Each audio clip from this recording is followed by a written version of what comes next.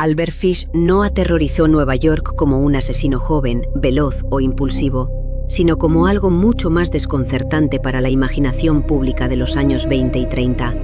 Un anciano de aspecto frágil, educado, gris, casi inofensivo, capaz de sentarse a la mesa de una familia humilde, sonreír con cortesía, hablar de trabajo, de granjas, de hijos imaginarios y de promesas laborales, y después llevarse a una niña para no devolverla jamás. Esa fue la parte más perturbadora de su caso. No parecía una amenaza. No tenía el aspecto del criminal que una familia habría temido al abrir la puerta. Parecía un hombre mayor, religioso, pobre, correcto, de modales suaves, alguien a quien se podía escuchar sin alarma. Y esa apariencia fue su arma más peligrosa. La prensa lo convirtió en una figura casi sobrenatural del horror estadounidense. Lo llamaron el vampiro de Brooklyn, el hombre gris, el hombre lobo de Wisteria, el Moon Maniac, el hombre del saco. Cada apodo intentaba capturar una parte del espanto, pero ninguno bastaba. Porque Albert Fish no fue solamente un asesino, fue un depredador profundamente perturbado, un agresor de menores, un sádico, un hombre con delirios religiosos, una vida interior marcada por dolor, castigo, sangre, sacrificio, culpa y fantasías de una violencia extrema.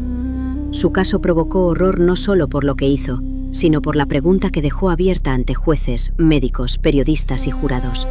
Si un hombre tan claramente enfermo podía ser al mismo tiempo lo bastante consciente como para ser condenado a muerte. La enciclopedia jurídica enciclopedia.com recuerda que su juicio de 1935 giró precisamente alrededor de esa frontera borrosa entre locura médica y responsabilidad criminal, con un veredicto de culpabilidad y sentencia de muerte. Nació como Hamilton Howard Fish el 19 de mayo de 1870 en Washington, D.C. Su vida empezó lejos del mito oscuro que vendría después, pero no lejos del deterioro. Su padre era un hombre mayor cuando él nació y murió cuando Fish era todavía niño. La muerte paterna dejó a la familia en una situación difícil y su madre terminó enviándolo durante un tiempo a un orfanato, St. John's Orphanage, en Washington. EBSCO resume su infancia como marcada por la muerte del padre, el paso por un orfanato y el surgimiento temprano de conductas perturbadoras asociadas al sadomasoquismo y al castigo físico. El orfanato fue, según su propio relato, una escuela del dolor. Allí habría visto y sufrido castigos físicos, humillaciones y violencia disciplinaria. Él mismo diría más tarde que aquellas palizas habían torcido su mente, pero hay que ser extremadamente cuidadosos con esto. No porque el sufrimiento infantil no importe, sino porque no puede convertirse en excusa. Muchos niños fueron maltratados en instituciones duras y no se convirtieron en asesinos. En Fish, ese entorno pudo haber mezclado dolor, castigo, excitación, culpa y religión de una manera patológica. Pero entre sufrir y matar existe una frontera moral. Fish la cruzó una y otra vez por decisión propia. Desde joven mostró rasgos de una vida psíquica profundamente alterada. Era religioso de una forma sombría, obsesionado con el pecado, la expiación, el sacrificio y el dolor. Su relación con el sufrimiento era anormal, no solo porque lo soportara, sino porque parecía buscarlo. Con el tiempo, desarrolló prácticas de autolesión, fantasías sadomasoquistas y una especie de espiritualidad deformada donde el castigo físico se mezclaba con la idea de purificación. Esta combinación es fundamental para entender su perfil. En Fish, el dolor no era únicamente algo que infligía, también era algo que se infligía a sí mismo. Pero esa aparente autodestrucción no la hacía menos peligroso. Al contrario, en su mente, el dolor propio y el dolor ajeno pertenecían a un mismo universo de sacrificio, perversión y poder. La llamada tríada de McDonald no explica bien su caso. No se puede construir un perfil sólido solo a partir de crueldad animal, piromanía o enuresis, y menos aún en un criminal nacido en 1870, cuya infancia se conoce a través de relatos fragmentarios y muchas veces contaminados por su propia palabra. Fish debe entenderse desde otro mapa: trauma temprano, institucionalización, religiosidad delirante, sadomasoquismo extremo, parafilias graves, abuso sexual de menores, fantasías de sacrificio, pobreza, itinerancia, edad avanzada, manipulación social y una capacidad siniestra para parecer inofensivo. Su caso no es el del asesino joven que seduce desde la fuerza, sino el del anciano que se oculta en la debilidad. Durante su vida adulta, trabajó en oficios modestos, entre ellos pintor de casas y trabajador manual. Se casó, tuvo hijos y llevó una existencia exterior que en ciertos momentos podía parecer convencional. Esa es otra parte inquietante del caso. Albert Fish no fue siempre un vagabundo completamente desconectado. Tuvo familia, tuvo hijos, participó en el mundo cotidiano, pero su vida interna estaba dominada por fantasías cada vez más extremas.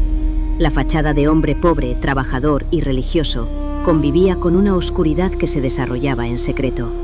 Sus propias confesiones deben tratarse con desconfianza. Fish dijo muchas cosas. Afirmó haber atacado a numerosos menores. Afirmó haber cometido actos en distintos estados. Algunas de sus afirmaciones pudieron ser verdaderas. Otras pudieron ser exageraciones, delirios o intentos de aumentar su propio horror ante policías, médicos y periodistas. Esto es muy importante. Un asesino como Fish no solo destruye con sus actos, también destruye con su relato. Puede mentir para causar dolor, para parecer más monstruoso, para alimentar su propia leyenda o para confundir a la investigación. Por eso, en su caso, hay que distinguir entre crímenes probados, confesiones creíbles, sospechas y fantasías no verificadas. Su primera víctima infantil más conocida antes de Grace Budd fue Francis McDonnell, un niño asesinado en 1924 en Staten Island. Francis tenía 8 años. Había salido a jugar y fue encontrado muerto en una zona boscosa. El crimen conmocionó a la comunidad, pero no llevó entonces a la captura de Fish. Después se le relacionaría también con la desaparición y muerte de Billy Gaffney, ocurrida en 1927 en Brooklyn, un caso que horrorizó por la edad del niño y por la incapacidad inicial de las autoridades para encontrar al responsable. Estos nombres deben ser recordados. Francis McDonnell, Billy Gaffney, Grace Budd. No son simples escalones hacia la captura.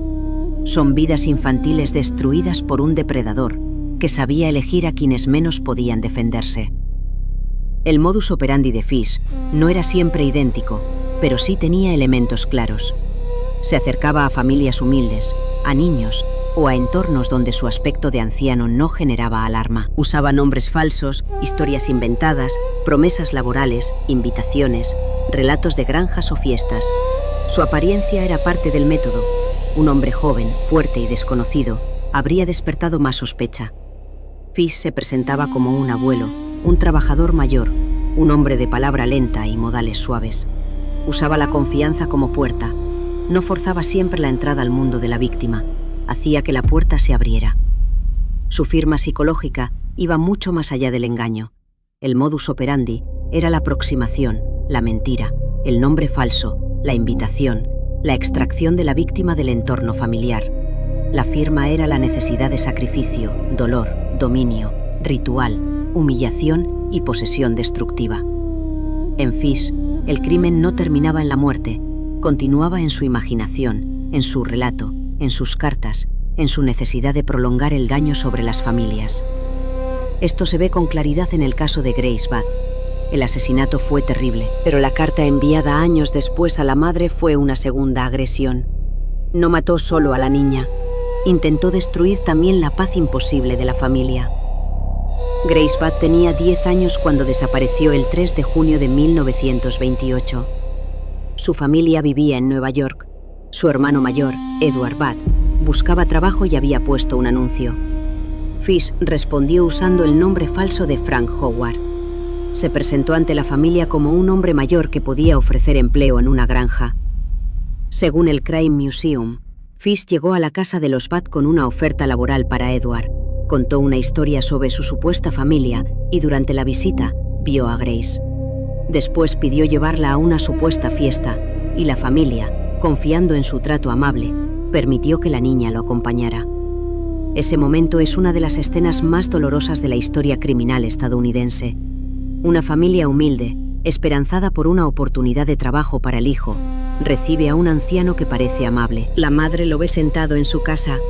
El padre escucha su historia. El hermano piensa en empleo. La niña sale con él creyendo que irá a una fiesta. La trampa no se construyó con violencia visible, sino con cortesía. Esa es la crueldad específica del caso Budd. Fish no arrancó a Grace de la calle en un impulso. Entró en la confianza de su familia, se sentó con ellos, comió o habló con ellos. Les hizo creer que era seguro. Después se la llevó. Grace no volvió. Durante años, su familia vivió en la incertidumbre. La desaparición de un niño produce un tipo de sufrimiento que no termina nunca. Cada día sin respuesta es una escena repetida. ¿Está viva? ¿Sufrió? ¿La tiene alguien? ¿Volverá? ¿La policía la encontrará? ¿Hicimos algo mal? Esa última pregunta es especialmente cruel, porque las familias de víctimas suelen culparse por haber confiado, por no haber visto, por haber permitido una salida que parecía inocente. Pero la responsabilidad no fue de los Bad, fue de Albert Fish. Él diseñó la mentira, él explotó la confianza, él eligió a Grace. Durante 6 años, el caso permaneció sin resolver. Entonces, en noviembre de 1934, la familia recibió una carta. No era una petición de rescate, no era una confesión arrepentida, era una carta obscena, cruel, llena de detalles sobre la muerte de Grace. Enciclopedia.com señala que la carta enviada a la familia Bad en 1934 contenía un relato de la muerte de la niña con indicios de autenticidad y que el análisis de la papelería monogramada ayudó a los detectives a rastrear a Fish hasta una pensión de Manhattan, donde fue detenido el 13 de diciembre de 1934. La carta fue el error decisivo y, al mismo tiempo, una expresión perfecta de su firma. Fish no tenía que escribirla. Si hubiera guardado silencio, quizá habría seguido fuera del alcance de la policía, pero necesitaba revivir el crimen, causar dolor, imponerse sobre la familia, hacer que la madre de Grace imaginara lo ocurrido. Este acto revela un sadismo psicológico profundo. La carta no fue solo una confesión, fue un arma tardía, un ataque contra el duelo. El rastreo de esa carta demuestra cómo una investigación puede depender de detalles materiales pequeños: la papelería, el monograma, el lugar de compra, la dirección, la pensión, la caligrafía, las notas previas. El asesino, que había usado nombres falsos, dejó un rastro físico. La letra lo unió a la nota enviada años antes a la familia. La investigación reconstruyó lo que su voz intentaba ocultar. La mentira de Frank Howard empezó a derrumbarse hasta revelar a Albert Fish. Cuando fue detenido, no opuso una resistencia dramática. Su aspecto no coincidía con la magnitud del horror. Era un hombre mayor, delgado, gris, pobremente vestido. Esa discrepancia fue parte del impacto público. El acusado no parecía un monstruo teatral, parecía un anciano deteriorado. Y sin embargo, detrás de esa apariencia se acumulaban confesiones, fantasías, agresiones y asesinatos. El caso Fish recordó a la sociedad que el peligro no siempre entra con fuerza, a veces entra con voz suave. Antes de seguir, si este tipo de análisis criminal te interesa, puedes suscribirte al canal para acompañar otros perfiles reales tratados con rigor, sin glorificar al asesino y manteniendo siempre la memoria de las víctimas en el centro. El juicio comenzó en marzo de 1935 en White Plains, Nueva York. La defensa intentó demostrar que Fish estaba legalmente loco. La acusación sostuvo que, aunque su mente estuviera profundamente perturbada, sabía distinguir el bien del mal y había actuado con engaño, planificación y ocultación. La cuestión era extremadamente compleja. Médicos y psiquiatras se enfrentaron a un acusado que parecía reunir algunos de los rasgos más extremos de enfermedad mental: sadomasoquismo, delirios religiosos y compulsiones violentas. Pero también había pruebas de cálculo, nombres falsos, elección de víctimas, cartas, huida, ocultación, manipulación de familias. El jurado tuvo que responder a una pregunta brutal. ¿Era Fish un enfermo tan grave que debía ser internado en una institución mental? ¿O era un asesino legalmente responsable que debía morir en la silla eléctrica? Weir, en un texto de Deborah Bloom sobre el caso, recuerda que el juicio planteó precisamente esa tensión ética. Si Fish estaba lo bastante loco para un hospital psiquiátrico o lo bastante cuerdo para ser condenado a muerte. Desde el punto de vista clínico, Albert Fish presentaba rasgos extremos: sadomasoquismo, delirios religiosos, autolesión, posible psicosis, parafilias graves, obsesiones con el pecado y el sacrificio, y una vida sexual y violenta profundamente distorsionada. Pero la locura clínica y la irresponsabilidad penal no siempre son lo mismo. Un hombre puede estar gravemente enfermo y aún así entender que sus actos son prohibidos, ocultarlos, mentir, elegir el momento y escapar. Fish usó un alias, engañó a la familia Budd, se llevó a Grace bajo una excusa, no regresó, guardó silencio durante años, luego escribió una carta que sabía que provocaría horror. Todo eso indicaba conciencia práctica. Su caso es uno de los más difíciles porque no permite una respuesta cómoda. Si se dice que era simplemente un monstruo malvado, se borra la evidencia de una mente profundamente trastornada. Si se dice que era simplemente un enfermo, se borra su manipulación, su responsabilidad y la humanidad de las víctimas. La verdad está en una zona más incómoda. Fish era un hombre con graves alteraciones mentales y al mismo tiempo un depredador capaz de planificar, engañar y actuar con responsabilidad criminal. Comprender su patología no significa absolverlo. La parte forense del caso Grace Budd fue muy diferente a investigaciones modernas. No existía ADN, no había análisis criminal computarizado. La identificación del responsable no llegó por una muestra biológica, sino por documentos, caligrafía, papelería, testigos y confesión. La escena original estaba perdida en el tiempo. Habían pasado 6 años. Muchos rastros físicos habían desaparecido. La carta fue, en cierto modo, la escena reabierta. La palabra del asesino volvió a activar la investigación. El contenido de la carta no debe reproducirse aquí con detalle. No hace falta. Fue suficientemente cruel como para destruir emocionalmente a cualquier familia y suficientemente específico como para permitir a los investigadores creer que el autor sabía lo que había ocurrido. History recuerda que Fish fue ejecutado por el asesinato de Grace Budd y que años después envió una carta a la madre describiendo el crimen, lo que permitió finalmente vincularlo con el caso. La tentación de repetir detalles grotescos del caso Fish es grande porque su historia está llena de elementos extremos, pero un relato serio debe resistir el morbo. Lo importante no es recrear el sufrimiento de Grace ni de otros menores. Lo importante es entender el mecanismo. Un adulto mayor con apariencia inofensiva, una familia engañada, una niña aislada, un crimen, años de silencio y una carta usada para prolongar el daño. La violencia contra menores no debe convertirse en espectáculo. Debe narrarse con sobriedad, porque cada exceso descriptivo puede acabar sirviendo más al asesino que a la memoria de la víctima. La victimología de Fish muestra un patrón de vulnerabilidad infantil. Sus víctimas eran niños. Eso lo coloca en una categoría especialmente repulsiva de depredación. No buscaba rivales, no buscaba adultos capaces de defenderse. Buscaba menores, personas pequeñas, confiadas, dependientes de adultos, fácilmente manipulables por una figura que parecía mayor y respetable. La cobardía del perfil es evidente. Su supuesta complejidad psicológica no debe ocultar esto. Atacaba a quienes menos podían resistir. Además, en algunas de sus declaraciones, afirmó haber elegido víctimas de familias pobres o marginadas porque pensaba que la policía no investigaría con la misma intensidad. Esta afirmación, si se toma con cautela por venir de un mentiroso, aún así revela una verdad social. Los depredadores perciben jerarquías de protección. Saben que algunas familias tienen menos poder, menos recursos, menos contactos, menos voz pública. En el caso de Grace Budd, la familia era humilde y buscaba trabajo. Fish no entró en una mansión vigilada. Entró en una casa donde una promesa de empleo podía abrir una puerta. El contexto histórico también importa.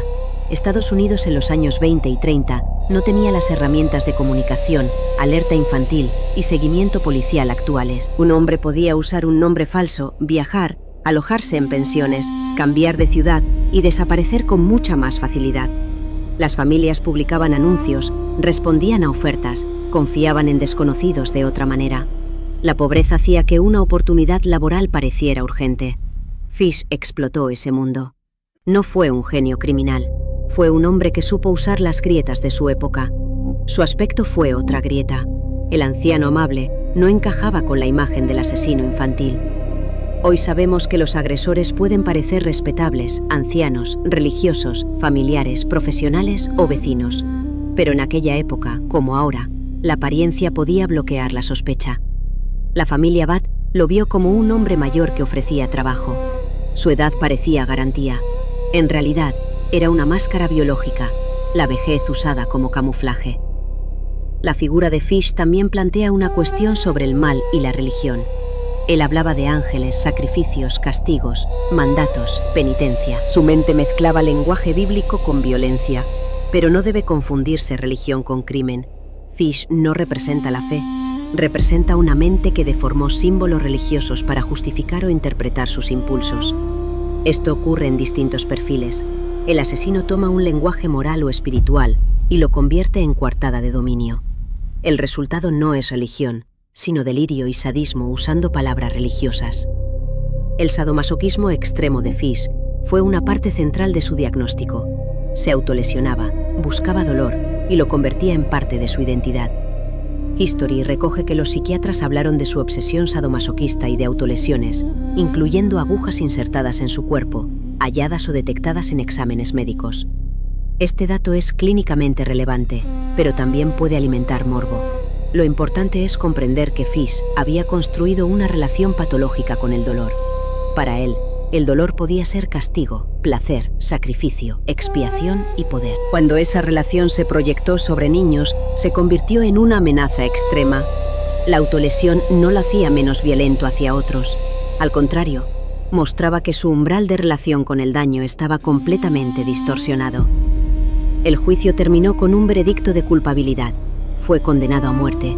La defensa no logró convencer al jurado de que su enfermedad mental anulaba su responsabilidad legal. Fue enviado a Sing Sing. El 16 de enero de 1936 fue ejecutado en la silla eléctrica. History recuerda su ejecución en Sing Sing ese día y señala que las autoridades lo consideraban uno de los asesinos más perturbadores de la historia estadounidense. Su ejecución no resolvió las preguntas: ¿cuántas víctimas reales tuvo? ¿Cuántas de sus confesiones eran ciertas? ¿Cuántas eran delirios o exageraciones? ¿Qué parte de su mente era psicosis y qué parte era sadismo consciente? ¿Habría debido morir en la silla eléctrica o pasar el resto de su vida en una institución psiquiátrica? Estas preguntas no tienen una respuesta simple, pero una cosa sí es clara: sus víctimas no fueron delirios. Francis McDonnell no fue un símbolo. Billy Gaffney no fue una fantasía. Grace Budd no fue una idea. Eran niños. Tenían nombres, familias, vidas y futuros. La historia de Grace Budd debe ocupar el centro del guión, no la carta, no el apodo, no la ejecución. Grace era una niña de 10 años. Vivía con una familia que intentaba salir adelante. Fue llevada por un hombre que se ganó la confianza de su hogar. Su familia la buscó durante años. Su madre recibió una carta que ningún ser humano debería recibir. Esa es la verdadera historia. Todo lo demás debe girar alrededor de esa pérdida. La historia de Francis McDonnell también exige memoria. Era un niño de 8 años. Su muerte, en 1924, ocurrió antes de que el nombre de Albert Fish se uniera públicamente al horror. Su familia también sufrió la desaparición, el hallazgo, el duelo y la incertidumbre. El hecho de que el caso Budd sea más famoso no debe borrar a Francis. Lo mismo ocurre con Billy Gaffney, cuya desaparición y muerte fueron durante años parte de un conjunto de sospechas y confesiones difíciles de ordenar. Las víctimas infantiles de Fish no deben quedar reducidas a ejemplos de su monstruosidad. Eran personas pequeñas, con vidas propias, y eso debe pesar más que la figura del agresor. El perfil psicológico final de Albert Fish es uno de los más extremos y complejos de la historia criminal. Presentaba sadismo, masoquismo, pedofilia, posibles delirios religiosos, autolesión, manipulación, mendacidad, fantasía de sacrificio, comportamiento depredador y una capacidad para parecer benigno ante quienes no sabían lo que ocultaba. No fue un asesino de una sola motivación. No puede explicarse únicamente por deseo sexual, ni por locura, ni por religión, ni por trauma. Fue una convergencia de patologías y elecciones. Esa palabra, elecciones, debe permanecer, porque incluso en su locura, Fish eligió engañar, aislar, matar y escribir. La cultura popular ha convertido a Albert Fish en una figura de horror casi insoportable. Libros, documentales, artículos y programas lo presentan a menudo como uno de los criminales más depravados de la historia. Ese lugar cultural puede ser comprensible por la gravedad de sus actos, pero también es peligroso. Si se cuenta mal, Fish se convierte en espectáculo de abyección. Si se cuenta bien, Su caso debe servir para estudiar la manipulación de la confianza, el peligro de los depredadores aparentemente inofensivos, los límites de la justicia penal ante la enfermedad mental y la necesidad de proteger a los menores sin convertir su sufrimiento en mercancía narrativa. En el caso Fish, el horror no está solo en la violencia, está en la contradicción entre apariencia y realidad. El hombre gris, el anciano amable, el supuesto trabajador llamado Frank Howard, el visitante que se sienta a la mesa, el desconocido que habla de una fiesta. Esa es la máscara. La otra cara es el depredador que llevaba dentro una vida mental de sacrificio y daño. El crimen real, cuando se cuenta con seriedad, debe arrancar la máscara, pero no para admirar el horror que hay detrás, sino para entender cómo pudo entrar sin ser detenido. Si este relato te ayuda a mirar estos casos desde una perspectiva más seria, puedes suscribirte al canal para seguir explorando perfiles criminales reales, con respeto, precisión y memoria para quienes fueron silenciados. La investigación que lo atrapó muestra una lección importante. A veces el asesino cae no por el crimen mismo, sino por su necesidad de volver a tocarlo. Fish fue atrapado porque escribió, porque no pudo dejar en paz a la familia Batt, porque necesitó imponer su relato. Esa necesidad lo delató. Igual que BTK cayó por volver a comunicarse, Fish cayó por convertir el dolor ajeno en correspondencia. El asesino que busca prolongar su dominio a través de la palabra deja rastros. La carta fue crueldad, pero también fue evidencia. Su caso también dejó una pregunta sobre la pena de muerte. Fish estaba claramente perturbado. Muchos psiquiatras discutieron su estado mental, pero el jurado lo declaró responsable. La sociedad de 1935 decidió que debía morir. Hoy el caso seguiría siendo profundamente controvertido.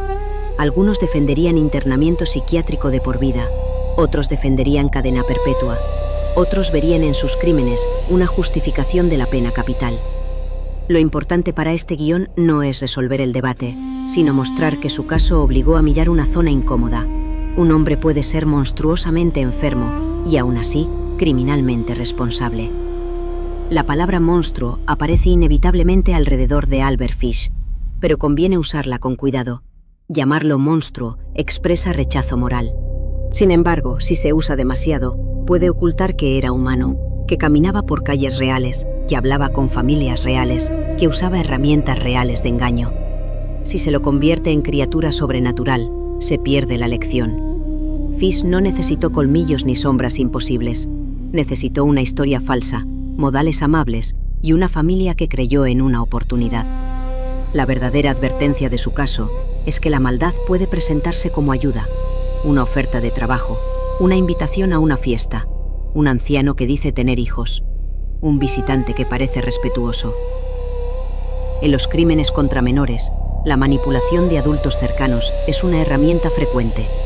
El depredador no siempre se dirige solo al niño. A veces conquista primero la confianza de la familia. Fish hizo exactamente eso. Por eso el caso Batt sigue siendo tan doloroso. La trampa no se cerró en la calle, se cerró en el interior de una taza que quería creer en la bondad de un desconocido. Aún así, no se debe convertir la historia en una invitación a la paranoia absoluta. La mayoría de personas mayores, trabajadores pobres o desconocidos que ofrecen ayuda no son peligrosos. Pero sí es una advertencia sobre señales, verificación, límites y protección. La confianza no debe ser ciega cuando involucra a menores. Una historia no comprobada, una invitación improvisada, una promesa demasiado conveniente, un adulto desconocido que quiere llevarse a un niño. Todo eso debe activar prudencia. Esta lección, trágicamente, llegó demasiado tarde para Grace. El legado de Albert Fish en la cultura criminal es oscuro, porque une elementos que la sociedad teme de forma profunda: infancia, engaño, religión deformada, sadismo, canibalismo, vejez, locura, cartas, pena de muerte. Pero esa acumulación no debe borrar lo esencial. No estamos ante una leyenda de horror. Estamos ante niños asesinados, familias destruidas, una madre que recibió una carta diseñada para torturarla, un juicio que expuso la incapacidad de la época para separar con claridad enfermedad mental y responsabilidad. Un hombre que usó su apariencia de fragilidad como arma. Su muerte en Sing Sing cerró el expediente penal, pero no cerró la herida cultural. Albert Fish siguió siendo estudiado porque representa una forma extrema de depredación. Sin embargo, estudiar no debe significar fascinación. La fascinación puede ser una trampa, especialmente con criminales tan grotescos. Cuanto más extremo es el caso, más fácil es olvidar a las víctimas y mirar solo al abismo del asesino. El relato serio debe hacer lo contrario, mirar al asesino lo justo para entenderlo y después volver a los nombres de quienes fueron destruidos. Grace Budd, Francis McDonnell, Billy Gaffney y otras posibles víctimas, sospechadas o nunca confirmadas, que pudieron haber quedado perdidas entre confesiones dudosas, archivos incompletos y fantasías de un hombre que usaba la mentira como parte de su identidad. Cada nombre confirmado debe ser tratado como una vida, no como un elemento de una lista macabra. Cada sospecha debe manejarse con prudencia. Cada detalle debe respetar el límite de no convertir el sufrimiento infantil en espectáculo. La reflexión final sobre Albert Fish debe ser fría, pero no morbosa. Fue un hombre profundamente enfermo, sí. Fue un sádico, un depredador y un asesino, también. Su mente estaba llena de castigo, dolor, religión distorsionada y fantasías violentas. Pero sus actos no fueron nubes incomprensibles de locura. Hubo engaño, hubo selección, hubo oportunidad, hubo ocultación, hubo una carta, hubo una familia destruida 2 veces, primero por la desaparición, después por la confesión cruel. El crimen real contado con seriedad no debe convertirlo en mito, debe reducirlo a sus mecanismos. Un anciano que usa un nombre falso, una promesa de trabajo, una familia humilde, una niña que confía, una carta que delata, un juicio que enfrenta psiquiatría y justicia, una ejecución que no responde a todas las preguntas, y en el centro, víctimas infantiles que nunca debieron ser absorbidas por el nombre de su asesino. Albert Fish quiso hacer de su violencia una especie de ritual. Quiso envolver sus actos en religión, dolor, sacrificio y horror. Pero el relato debe quitarle esa grandeza falsa. No hubo sacrificio, hubo asesinato, no hubo mandato divino, hubo depredación, no hubo destino, hubo decisiones, y cada decisión cayó sobre alguien más débil que él. Esa es la verdadera oscuridad del vampiro de Brooklyn. No que fuera una criatura imposible, sino que fue posible. Posible en una pensión, posible en una ciudad moderna, posible en una familia que buscaba trabajo, posible bajo la apariencia de un hombre gris. Y por eso su caso debe contarse no para alimentar miedo vacío, sino para recordar que el mal más peligroso no siempre amenaza desde lejos. A veces llama a la puerta con educación, se sienta a la mesa y espera a que alguien confíe. La última imagen no debe ser la silla eléctrica, ni la carta, ni el rostro envejecido de Fish. Debe ser Grace Budd antes de salir de casa, todavía viva, todavía niña, todavía dentro de un mundo donde una fiesta parecía una promesa inocente. Debe ser Francis McDonnell jugando antes de desaparecer. Debe ser Billy Gaffney antes de convertirse en expediente. Ellos son el centro. Todo lo demás, los apodos, el juicio, la locura, la ejecución y la leyenda, debe quedar alrededor de sus nombres, nunca por encima. Porque si algo enseña este caso es que incluso el horror más extremo puede empezar con una escena cotidiana. Una puerta abierta, una familia que escucha, un desconocido que sonríe y una confianza que, en manos de un depredador, se transforma en condena. Albert Fish murió en 1936, pero la advertencia que dejó sigue viva. Ninguna apariencia, ninguna edad, ninguna palabra amable debe pesar más que la protección de quienes no pueden protegerse solos. Hasta pronto.